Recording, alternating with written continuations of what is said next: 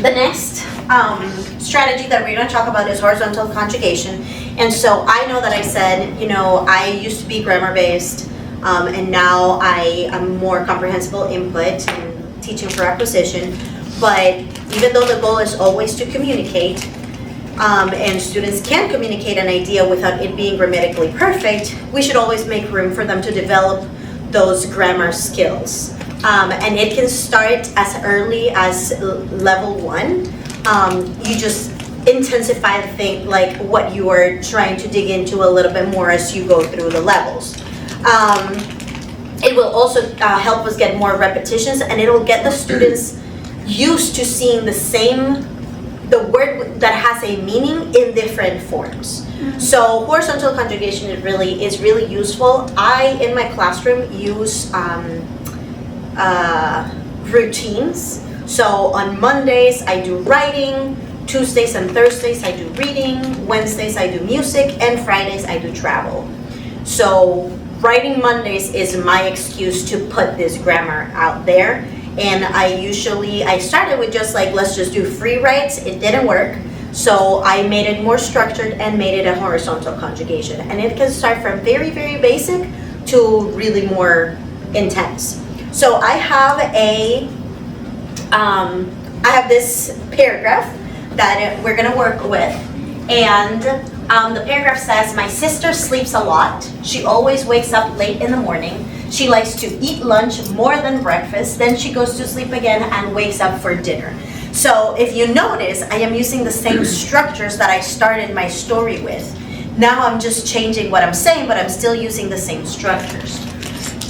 So we can do it in Spanish or in English. It really doesn't matter.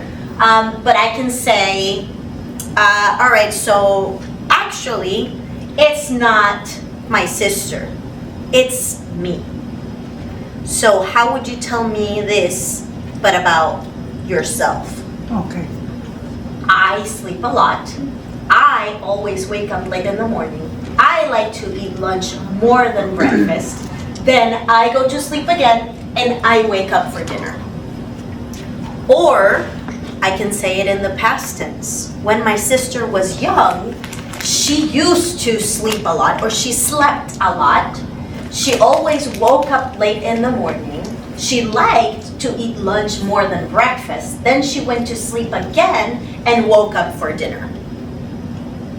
Or I can say, well, actually, my mom is really upset about this situation with my sister. And this morning, my mom was yelling at her, and she kept telling you, to my sister, you sleep a lot. You always wake up late in the morning. You like to eat lunch more than breakfast. And then you go to sleep again and you wake up for dinner.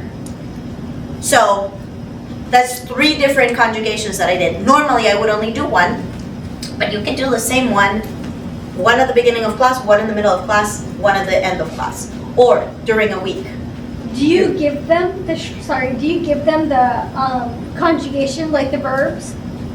So we already know the structure, duerme. So that is the structure that we're working with. Duerme, más que, and then despierta. Those were the 3 structures that we had for the story earlier. Mm-hmm. So they already know those. And so normally, by the time that I introduce structures, we normally know, but they will ask you.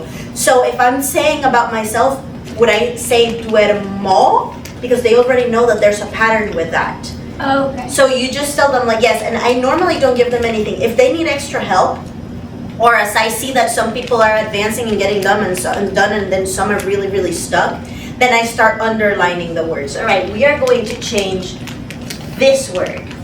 And then we're going to change this word. And so I take them and I always check with them at the end so that they see what it is that we did for that conjugation. Okay. And whatever the structure, like maybe yes, that is true. I'm creative, but like it honestly can be anything. It can be a paragraph that I took from the story and just tell me about you. Now the story is not about a lazy koala. It's the story about you. You are the lazy koala. So, or you tell me the story about the lazy koala in the past tense. Now the lazy koala is gone. Like, she lived a happy life. Steve Irwin lived a happy life, and now you're gonna tell me what happened last year. So, yeah, you can do it with anything. Horizontal conjugations are really cool. I like it because you're not focusing on, like repetition of like, duermo, duermes, duerme, dormimos, like that doesn't give you context. But you can do it. You can do it. Like you can say, actually, my mom is really mad at my sister and I. So, how would you tell me this about why your mom is mad? Well, my sister and I sleep a lot. We always wake up late in the morning. We like to eat lunch more than breakfast. And then we go to sleep again and we wake up for dinner. So you can do it with anything. You're just changing and putting it in context.